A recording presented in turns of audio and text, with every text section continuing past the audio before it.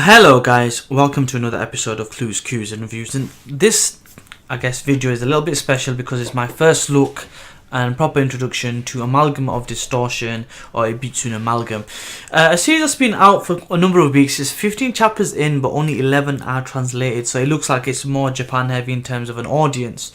With Shonen Jump really introducing 6 new series, there's a chance this will get cancelled, but it seems interesting, so I had a good read of it, and I'm quite impressed. I like where it's going. There are a few things that are interesting, some funny moments as well, and I'll get through all of those. So I've read all 11 chapters that are out so far. It's been a few weeks since they've translated a few, so I'm hoping that they get a few in. If it does get cancelled, I'd like to know where they leave the story. But without further ado, I'm going to go into to the review. I did do a video by video for chapters, but it did get quite long, so this is the kind of shortened version. I do encourage everyone to give it a good read. Manga does have 10 chapters. The most recent chapter is on Manga here, I believe, as well as Bato. Go check them out. But without further ado, let's get into this first look review of the first 11 chapters. So let's kind of get into it. So the main character is called Rokimichi. He's a normal guy. He's got this childhood friend who's got this name, Hina. I can't even say her name. Hina Yoya, I guess her name is, but we'll call her Hina. And she's like a black belt in martial arts, and he's liked her for the longest of times. And she's upset with him because he stood her up, but it really was a misunderstanding. And basically, a friend kind of gets him to tell her that they want to go on a date, and he wants to see her, and all this thing is going on. So what happens is, he is on the way home and he sees his child going onto train tracks. So he tries to save this child, but it turns out to be a hologram, and because of that he gets badly hurt, losing half of his body. He wakes up in a laboratory, which is essentially a place where they do experiments on human bodies to make human weapons. So it turns out this place is called Psi. Psi is an organization that's been around since World War II days, where they found 6 kind of mummies. I'm assuming they're alien origination, and they've been using that to make human/monster type of beings. And apparently he's of type 6.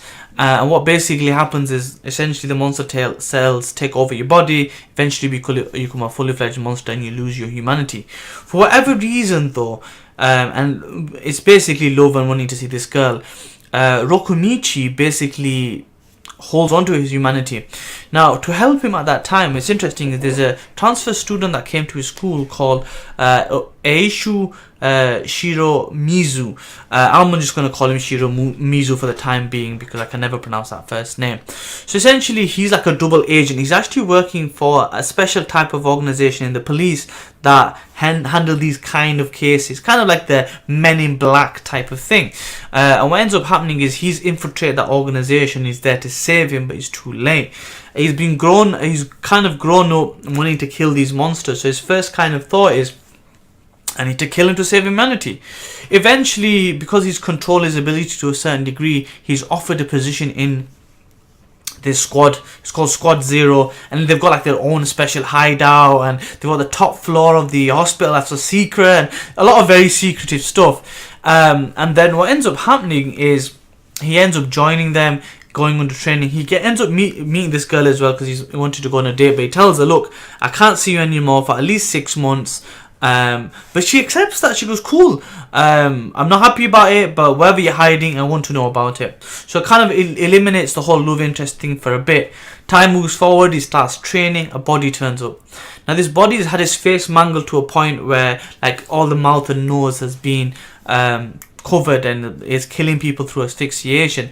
They get told a story about a young kid who killed 12 people on an island in Kanto, in the Kanto region, and they believe it's him because it had the same fingerprints. His name is Ozeki, and his ability is called the Nine-Tails Fox. Essentially, a nine-tails with mouths whose salivas can manipulate the very molecular level of anything in this world. And he's basically manipulating people's skin so they can't breathe, and he can kill them all. Now, going back to the main character, his ability is bone regeneration. So he's like the bone man, basically. He's like the human skeleton. And they basically have a fight. And he uses a clever way of using muscle relaxants to basically defeat the enemy and capture him. They take him back to the base. and try to get information out of him. But we're told about this monster cell taking over bodies, so it looks like it kills people.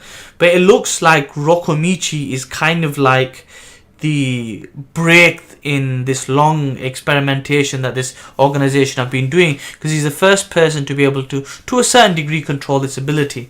This sends people after Rokimichi, and there's like a fighting squad that Sai has, and he sends 2 people. I'm gonna read the names off because I can never remember the name. Uchitashi and Mori Fudo, I think his name is, if I pronounce that correctly. And basically these are like the creme de la creme of the fighting squad of the Sai organization. And it looks like they're going, things are going to get a bit hectic, because 2 of the members of Squad Zero have been captured or killed or defeated, and one ear and a finger is kind of left at the base, and people try killing themselves and suicide bombings, and it's all crazy. And then a fight breaks out. Now, one thing I need to say, and this is one thing I've gathered from all the 11 chapters. Gato, who is the captain of Squad Zero, is a beast. He's a beast of a man, because they mentioned him. They go, look, even though if they've got Gato, we've got a backup plan to defeat him. So this girl who's got basically weapons and guns in every part of her body starts fighting against Gato. Gato can't be touched. He's basically just so quick. He moves so well that she can't touch him. Then we find out that this guy called Mori Fudo is a real beast. Now the crazy thing about this guy is he's like such an eccentric character. He goes, I've got a DVD I need to go give back. I don't want the late fees. I think I left my gas valve on. Let's get this dealt with quickly. But the guy is an animal. He's so bloody strong. He starts overwhelming Shiromizu. And then we find out Shiromizu's past, he's basically a ninja, and he has been brought up to kill these monsters. So he has got this like efficient way of killing people. But then because he's been spending time with Rokimichi, who's like this super good guy, wants to help everybody, that's dulled his senses and is fighting again what he thinks is right and wrong. And then he becomes this badass fighter who's literally like the wind. It's so heavy paced, so fast, so much information, and it's moving. It gets to a point where it looks like Shiromizu's going to get killed, because he beats the guy, but the guy has an implanted backup energy reserve, and it looks like he's going to kill the guy because he's got this cannon which basically makes him like a pacifista. And what he basically does is shoots out this energy wave. He tries it first, he misses, and then when he starts losing, what ends up happening is inadvertently Shiromizu thinks he's destroying the weapon, but he's destroying the control, and the guy gets back up and he lets out this big ass bloody attack. It's like the ultimate move, and then we see bones. Rokimichi has been unconscious for a while, but the monster in him comes out. It's kind of like a Naruto-esque, QB mode monster revelation, and he literally wipes the floor with bloody this Miro Fudo guy. He nearly kills him, to the point where Goto arrives at the last minute and basically saves the day. What ends up happening is Rokimichi inadvertently kind of gives in to this ability that he has because he's unconscious, and he goes berserk to even a point where Goto cannot control him.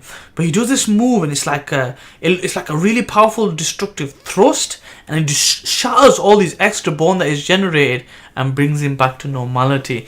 And then right at the end, chapter 11, we get told that the love interest has been taken by Sai. And that's how chapter 11 ends. 12, 13, 14 and 15 have not been translated just yet. I will not ruin it for myself by reading out the raws. But it looks like a very interesting series, considering it ends up very cliffhangerish every single chapter, which you can imagine is going to be the case with a new series. I'm hoping it does get traction, because it's a nice little kind of sci-fi-ish type of thing, and at the same time it's quite different. The abilities are different. Okay, they had one that was a Nine Tails and whatnot, and he's the bone man, but still it looks cool, very sci-fi-ish. The drawing and the design for action is really good, so I enjoy it. I just hope it gets time to develop. I said this about Red Sprite. I'm not being optimistic because I want to be realistic. There's a good chance it's going to get cancelled. I'll check it out whenever the translation do come about, but I'll keep you posted. So that's my review of the first 11 chapters. I openly encourage people to check it out. Definitely recommend it, and let me know what you think once you've read it. I hope you enjoyed the video. Definitely check out the series and let me know what you think. I'll see you next time. Like, comment, share, subscribe, all that good stuff. Peace.